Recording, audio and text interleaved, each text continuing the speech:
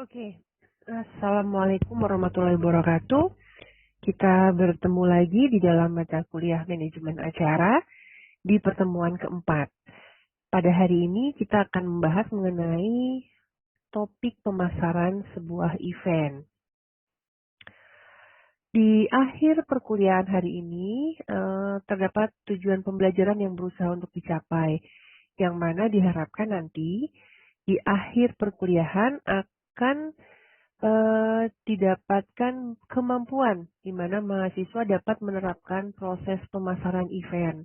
Nanti kaitannya dengan memasarkan event webinar yang akan kalian selenggarakan di bulan Desember ya. Oke, berikutnya key point ada 3. Yang pertama adalah definisi atau konsep dasar dari pemasaran. Kemudian dilanjutkan dengan poin berikutnya yaitu marketing strategi event. Dan poin terakhir yaitu sedikit membahas mengenai komunikasi pemasaran terpadu sebuah event. Di sini marketing didefinisikan sebagai sebuah proses sosial dan manajerial, di mana individu dan kelompok akan mendapatkan apa yang mereka butuhkan dan apa yang mereka inginkan, needs dan wants-nya, melalui penciptaan dan pertukaran produk dan nilai dengan orang lain. Definisi ini diambil dari bukunya Boudin tahun 2006. Nah, kegiatan pemasaran di sini berkaitan dengan memuaskan kebutuhan dan keinginan konsumen, needs dan wants-nya, dengan mempertukarkan produk, servis, atau ide untuk sesuatu yang bernilai. Konsumen tidak hanya membeli produk, tapi juga membeli pengalaman. Nah, kalau misalnya kita membahasnya event, maka pengalaman yang didapat adalah bisa hadir di acara dan festival, hadir secara offline fisik, atau hadir secara online ya.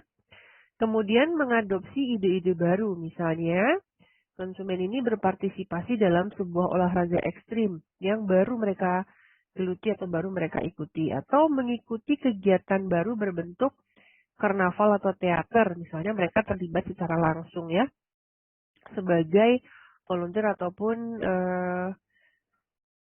terlibat secara langsung dalam karnaval, ikut iring-iringan dan seterusnya. Kemudian konsumen menukarkan uangnya dengan imbalan pengalaman konser. Tetapi untuk beberapa jenis kegiatan lain, misalnya festival komunitas gitu ya, atau kegiatan-kegiatan sosial lainnya, konsumen bisa saja hanya menawarkan sumbangan seikhlasnya dalam rangka charity. Jadi untuk beberapa kegiatan di masa pandemi itu bisa mengumpulkan cukup banyak sumbangan karena keikutsertaan dari halayak luas yang mungkin tidak saling mengenal dalam rangka kepedulian sosial. Berdasarkan pendapat Bapak Kotler dari bukunya di tahun 2005 menunjukkan bahwa pemasaran adalah sebuah proses sosial dan manajerial, di mana individu dan kelompok memperoleh apa yang mereka butuhkan dan inginkan melalui penciptaan atau bertukar produk dan nilai dengan orang lain. Atau pemasaran dapat dijelaskan juga sebagai upaya memenuhi kebutuhan pelanggan melalui keputusan tentang 4P. P di sini adalah product, place, price, dan promotion. Jadi selalu memperhatikan marketing mix dari 4P ini. Nah, peran marketing dalam sebuah event adalah sebagai fungsi event management yang berhubungan dengan peserta acara dan pengunjung konsumen. Jadi kalau kita ngomongin marketing, perlu dipertimbangkan bahwa ada mungkin 2 stakeholder yang perlu dilayani. Yang pertama adalah tenannya, peserta acaranya, atau pengunjung, audiens yang datang, konsumen yang datang. Nah, ini membaca kebutuhan dan motivasi dari 2 pihak ini, lalu mengembangkan produk yang memenuhi kebutuhan mereka, dan membangun program komunikasi yang mengungkapkan maksud dan tujuan acara. Nah, di dalam kegiatan pemasaran sebuah event, apa saja sih yang harus dilakukan secara garis besar? Yang pertama, kita harus menganalisis kebutuhan pasarnya. Mereka tuh butuhnya event yang seperti apa? Mereka tuh pengennya mendapatkan pengalaman terkait event apa? Kemudian, bagaimana cara memberikan pengalaman tersebut ke mereka? Yang kedua adalah memprediksi berapa banyak orang yang akan menghadiri acara tersebut. Dan waktunya kapan kira-kira yang pas sesuai dengan segmen pasar yang berbeda yang dituju. Kemudian meneliti setiap peristiwa kompetitif. Nah, ini kaitannya dengan kompetitor ya. Event-event yang diselenggarakan oleh kompetitor kira-kira seperti apa. Nah, kita perlu melihat ini agar penawaran event yang kita tawarkan itu bersifat unik, tidak sama dengan event-event dari para kompetitor. Kemudian perlu dipertimbangkan juga berapa harga yang pantas, yang kira-kira pengunjung itu mau menukarnya dengan harga tiket. Kira-kira pantasnya berapa ya gitu, sehingga mereka mau untuk bantu donasi yang diselenggarakan. Kemudian adalah tugas kita untuk memutuskan bentuk komunikasi pemasarannya. Kalau kita ngomongin komunikasi pemasaran, terutama kita harus memikirkan mau menggunakan media apa saja dan pesannya yang seperti apa. Karena beda medianya, maka bentuk pesannya pun akan berbeda. Kemudian, kita harus mempertimbangkan pilihan dan desain tempat. Mau satu site, mau beberapa site, mau satu site tapi sekian hari misalnya. Kemudian perlu dipikirkan juga adalah bagaimana cara kita menyebarluaskan atau mendistribusikan tiketnya. Apakah kita akan menggunakan agensi, apakah kita akan menggunakan teknologi internet dan seterusnya. Kemudian pada saat kita membuat rencana kegiatan pemasaran, maka kita perlu juga menetapkan tingkat keberhasilan acara, termasuk juga targetnya mau berapa banyak. Nah, ini kaitannya nanti dengan budget yang dibutuhkan dan pada saat evaluasi apakah target pemasarannya tercapai atau tidak terkait dengan budget yang dikeluarkan. Nah, langkah-langkah proses pemasaran strategis untuk sebuah acara di sini secara garis besar ada 4 tahapan. Yang pertama menentukan segmenting, targeting, positioningnya, kemudian mengembangkan tujuan pemasaran acara, kemudian memilih strategi pemasaran yang umum, dan yang keempat adalah merancang bauran pemasaran yang efektif. Tadi ya 4P, product, price, place, dan promotion yang efektif yang seperti apa. STP sudah kalian buat pada saat ingin membranding desa digital ya. Nah, kemudian kalian coba rumuskan lagi STP terkait dengan webinar yang akan diselenggarakan. Karena antara webinar dengan desa digital yang akan di-branding barangkali ada perubahan ya dari semester kemarin sehingga perlu dirumuskan ulang. Nah, mudah-mudahan masih ingat 4 tipe dari segmentasi pasar. Yang pertama berdasarkan geografis. Ada batasan geografis apa? Kalau misalnya ini webinarnya online, kemudian siapa sih yang akan tertarik mendengarkan webinar mengenai branding desa digital yang kalian lakukan? Pihak-pihak mana saja yang akan tertarik untuk mengikuti webinar yang diadakan di weekend ya? Jadi perlu dipertegas siapa saja yang akan di-invite atau dipersuasi untuk datang ke webinar. Kemudian dilihat juga dari segmentasi demografisnya, usianya, jenis kelamin, kemudian level pendidikan, kemudian ukuran keluarga, pendapatan, pekerjaan, dan seterusnya. Nah, ini juga harus disusun agar targetnya jelas.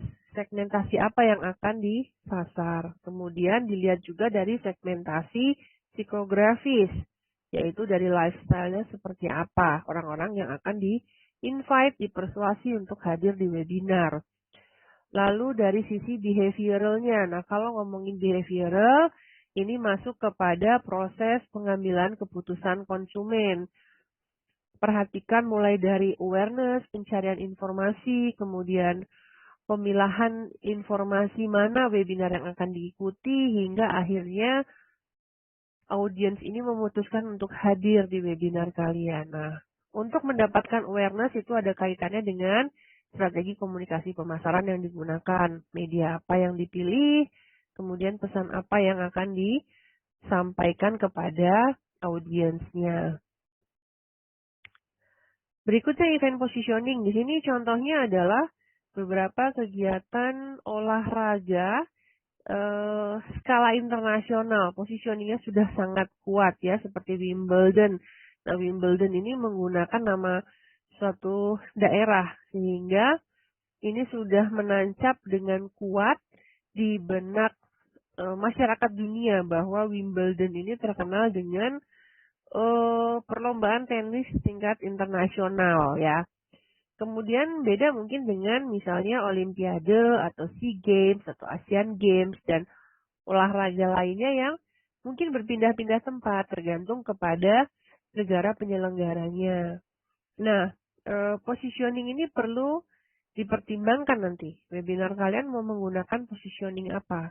Apakah menggunakan key opinion leader-nya, atau menggunakan keunikan terkait nama desanya, atau keunikan dari produk atau services yang dimiliki, atau mungkin kekhasan daerah, dan sebagainya. Nah, ini bisa coba kalian gali lebih jauh.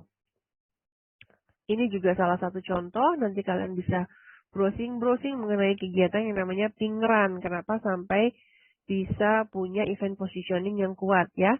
Pasti ada beberapa hal yang membuat mereka ini menjadi kuat. Ya, ini kerjasama dari banyak pihak dan kegiatannya berupa charity dan mengedepankan olahraga dan ada misi besar apa yang dia angkat. Gitu. Nah, ini kalian bisa browsing, kalian lihat.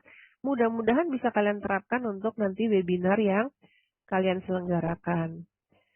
Kemudian mengembangkan tujuan pemasaran acara. Supaya pemasaran menjadi benar-benar menguntungkan, maka hasil yang diharapkan harus ditentukan dengan jelas dan dapat diukur. Meskipun kegiatan ini sifatnya intangible, traceability ya, akan tetapi tetap kalian sebagai penyelenggara webinar harus punya ukuran-ukuran pemasaran seperti apa yang akan dicapai. Nah, apakah target itu tercapai dengan kegiatan yang kalian lakukan atau meleset? Nah, ini menjadi sebuah trial and error yang kalian kerjakan. Tujuannya ini harus dapat diukur dan tidak dinyatakan dalam istilah yang tidak jelas. Jadi harus dinyatakan dengan istilah yang jelas ya. Misalnya, meningkatkan tingkat kehadiran hingga 80% dari target. Mempertahankan 90% sponsor. Kemudian publisitas di 1 media cetak nasional, 2 media online, kemudian kerjasama dengan misalnya 20 sosial media institusi pemerintah ataupun komunitas dan masyarakat pada umumnya, misalnya seperti itu. Jadi statementnya harus jelas ya. Nah, ini nanti diukur di akhir acara pada saat evaluasi tercapai enggak yang kalian tetapkan di awal targetnya ya. Kemudian tujuan yang jelas dan terukur ini memberikan pemasar hal yang ingin dicapai, sementara strategi dan taktik pendukungnya adalah sarana untuk mencapai tujuan tersebut. Jadi yang awal di-create dulu tujuannya apa yang mau disasar, kemudian tujuan ini perlu strategi untuk mencapai. Dan strategi ini secara operasional dituangkan ke dalam taktik atau detail apa yang akan dilakukan. Strategi pemasaran generik untuk event. Sebelum pemasar event memulai tugas untuk memutuskan elemen pemasarannya, seperti program, harga tiket, dan variabel lainnya, mereka harus memikirkan strategi keseluruhan untuk masa depan event. Apakah ada rencana untuk mengembangkan atau memperluas event dan pasarnya? Atau apakah ada rencana untuk mengkonsolidasikan program yang saat ini sehingga menembus pasar yang ada atau menembus pasar yang lebih luas? Sejumlah pilihan strategi tersedia untuk event tergantung pada sumber daya ya, baik sumber daya manusia, sumber daya infrastruktur, sumber daya alat, sumber daya dana, dan seterusnya. Kompetisi dan tujuan dari event tersebut. Nah, di dalam ilmu manajemen, itu terkadang kita menggunakan Porter's Generic Competitive Strategies. Di sini kita bisa menekankan apakah memang kita hanya penekanannya kepada biaya. Kalau misalnya penekannya karena biayanya itu sedikit, kemudian kita tidak ingin terlalu luas jangkauannya, maka kita bisa fokus kepada biaya. Itu yang kiri bawah ya, cost focus. Nah, tapi pada saat kita ingin melakukan differentiation atau pembeda yang cukup besar dengan event lain dan kemudian kita ingin menjangkau scope atau jangkauan yang lebih luas, maka kita bisa mengambil yang kanan atas, differentiation ya. Bagaimana produk kita atau event kita ini bisa stand out, bisa berbeda dengan para kompetitornya misalnya. Oke, sama-sama bikin webinar, tapi apa sih yang membedakan gitu?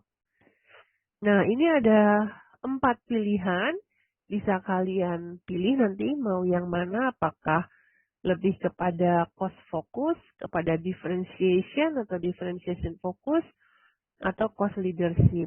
Yang utama adalah kalian harus membuat sebuah pembeda dari event-event lain, terutamanya event-event teman kalian sendiri ya, jadi harus ada pembedanya. Nah, kalau dari tadi kita membahas proses pemasaran event, nah ini sebuah proses yang perjalanannya cukup panjang ya, bagaimana tadi dari tujuan, kemudian dituangkan dalam sebuah strategi. Untuk membuat sebuah strategi perlu dilakukan analisis situasi dulu, analisis politik, ekonomi, sosial, teknologi, kemudian aturan-aturan pemerintah bagaimana, kemudian analisis situasi internalnya sendiri, bagaimana strength-nya, weakness-nya, lalu dari kompetitor ada nggak kita opportunity-nya, ada nggak ancaman dari kompetitor ataupun ancaman dari acara-acara serupa misalnya ya. Nah, ini perlu dilakukan analisis sehingga setelah itu dianalisis baru kita dapat menentukan positioningnya seperti apa, kemudian segmentasinya seperti apa, kemudian kita rumuskan juga tujuan dari pemasaran eventnya bagaimana. Baru dibuatlah sebuah strategi pemasaran secara umum atau generik. Nah, mulai dari marketing mix-nya, kemudian program yang akan diberikan yang seperti apa, siapa pihak-pihak yang terkait, partnership-nya, supplier yang terlibat, stakeholder-nya siapa saja, kemudian masuk ke penentuan harga, kemudian kita harus merumuskan juga bagaimana tempatnya, bagaimana dengan kondisi pandemi mungkin ada ketentuan-ketentuan tertentu ya.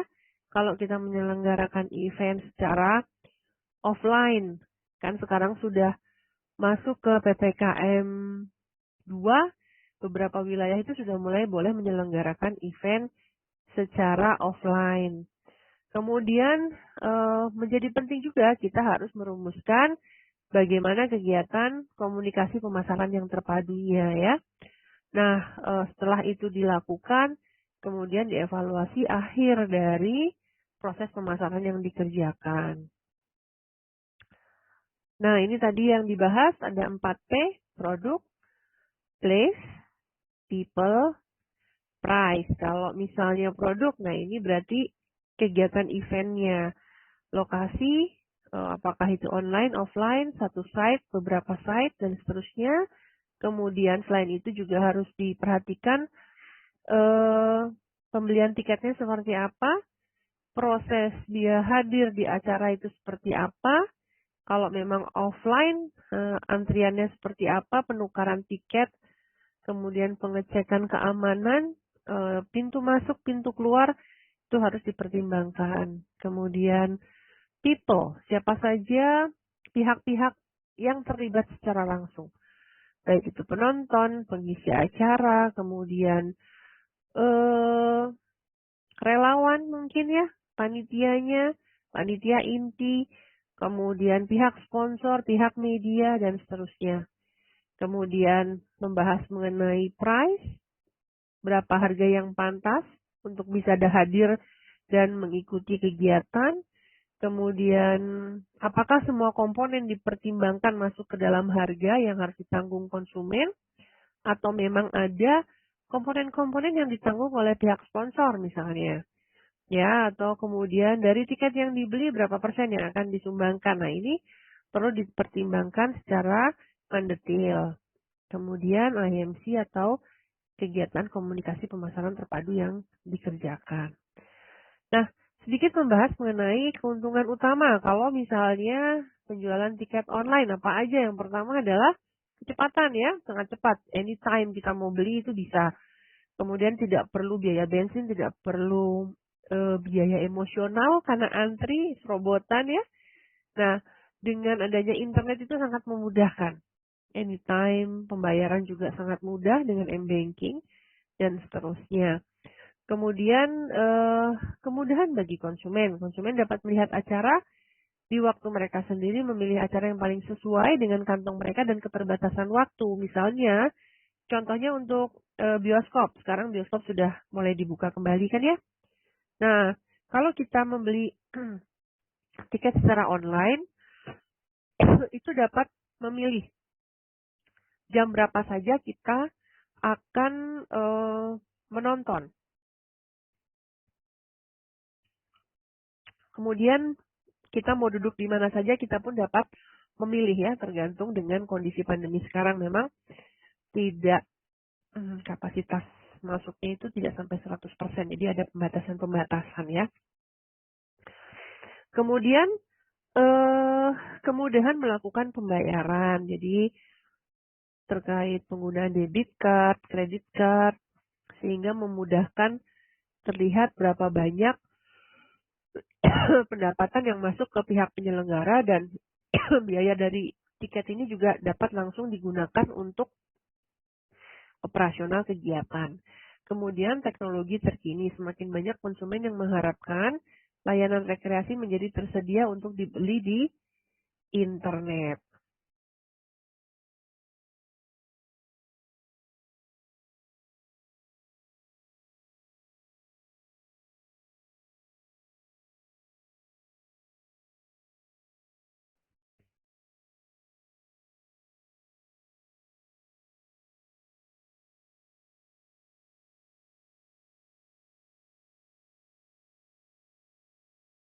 Oke, berikutnya komunikasi pemasaran terpadu. Di sini mempertimbangkan semua sumber kontak yang dimiliki konsumen dengan acara itu sebagai potensi saluran pengiriman pesan dan memanfaatkan semua metode komunikasi yang relevan dengan konsumen. Jadi, bahwa seorang audiens atau konsumen ini dapat dijangkau melalui berbagai sumber kontak atau berbagai sumber informasi. Misalnya, si A.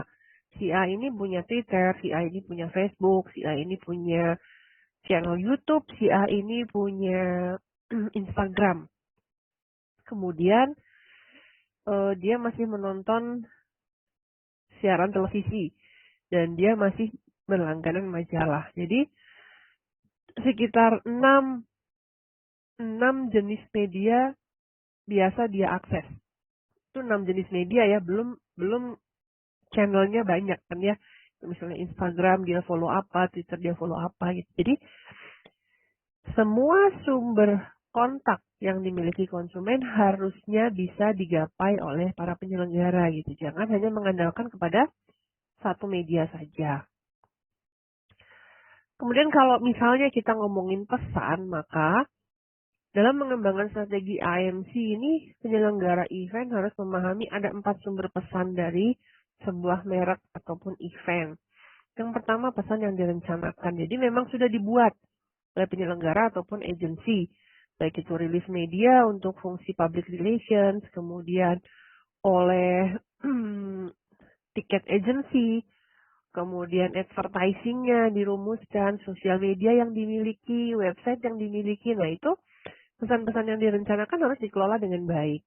Mau dibuat timeline seperti apa? Apakah memang setiap hari ada update atau sehari 3 kali harus update? Kemudian pesan yang tidak direncanakan. Pesan ini adalah pesan yang sumbernya dari luar penyelenggara. Apakah itu kesan positif ataupun kesan negatif yang dibentuk oleh word of mouth. Apakah itu liputan media, apakah itu pengaduan. Nah, ini dilakukan oleh pihak eksternal, bukan pihak internal penyelenggara. Kemudian pesan produk. Ini pesan tersirat tentang acara, program, harga, tempat yang mungkin terdapat di dalam bagian dari informasi-informasi yang disampaikan dari sumber-sumber di atas. Kemudian pesan layanan, mana pada saat konsumen kontak dengan PIC acara atau volunteer atau mungkin beberapa pihak pendukung yang secara tersirat menyampaikan pesan layanan mengenai event tersebut. Nah, dalam merumuskan tujuan dari pesan sebuah event, perlu dipikirkan ketiga bagian ini, bahwa audiens itu akan berpikir, akan merasa, dan akan mengeksekusi apa yang dipikirkan dan apa yang dirasakan. Pada tahapan berpikir, di sini tujuannya adalah informational, di mana hanya meng-create awareness atau perhatian dari audiens atau konsumennya. Ini loh ada acara A, tanggal sekian, pas hari libur nih, gitu, menarik. Nah ini baru tahapan create awareness. Kemudian mulai masuk menggugah rasa dari konsumen atau audiensnya. Bagaimana misalnya menggunakan pesan-pesan yang dapat menggugah perasaan, emosi, kepercayaan, dan pendapat mengenai sebuah event. Ya, digunakan pesan-pesan yang menarik, yang persuasif, menggunakan tokoh-tokoh yang dapat membangkitkan perasaan ataupun emosi ataupun kepercayaannya, atau misalnya pendapat-pendapat dari tokoh mengenai event tersebut sehingga menggugah perasaan dari calon konsumen atau calon audiens. Dan yang terakhir adalah bagaimana mampu menggerakkan orang sehingga klik atau sehingga membeli tiket atau sehingga menyetujui untuk menghadiri kegiatan tersebut. Ini perlu diperhatikan dalam penyusunan sebuah pesan pemasaran yang disampaikan. Berikut adalah model proses IMC bagi sebuah event ya. Tadi di depan juga sudah sempat dibahas mengenai prosesnya. Ini sebuah proses yang berkesinambungan, bagaimana diawali dengan analisis situasi termasuk SWOT, kemudian membuat list database siapa saja calon pengunjungnya, siapa saja vendor terlibat, siapa saja volunteer yang terlibat, media, kemudian merumuskan pesan dan media apa yang digunakan untuk menyampaikan pesan komunikasi pemasaran, kemudian harus melihat juga kira-kira apa sih kebutuhan dari pihak-pihak yang terlibat terkait event, dan ini proses yang secara terus-menerus seperti lingkaran ya, apa yang sudah dilakukan di event sekarang dan kurang berhasil atau kurang baik penanganannya akan menjadi catatan bagi penyelenggaraan event berikutnya.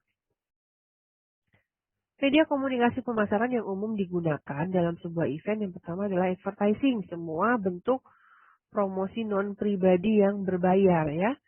Nah, ini apakah menggunakan biro iklan atau dikelola sendiri, jadi terpisah-pisah. Nah, atau memang menunjuk biro iklan tertentu untuk langsung menghandle terkait periklanan yang dikerjakan. Kemudian sales promotion, biasanya di awal-awal pada saat kegiatan tersebut mulai diinfokan itu ada istilahnya early bird, sampai dengan seminggu ada potongan 25%, 10%, dan seterusnya. Kemudian menggunakan public relations, jadi dengan membuat rilis publikasi. Beda dengan iklan, karena ini mungkin lebih mengangkat storytelling mengenai hal-hal terkait eventnya, apakah orangnya, apakah tujuan acaranya, atau pihak yang terlibat, mungkin ya kepada siapa donasi ini akan disalurkan. Nah, ini menjadi fungsi public relations. Jadi, membentuk citra dari event ataupun penyelenggara event ataupun tujuan dari event tersebut ya, kalau untuk terkait donasi ataupun kegiatan sosial. Kemudian yang terakhir adalah direct marketing. Bagaimana pihak penyelenggara ataupun yang bertanggung jawab terhadap kegiatan pemasaran ini seolah-olah berkomunikasi langsung dengan pengunjung acara melalui surat, telepon, ataupun internet.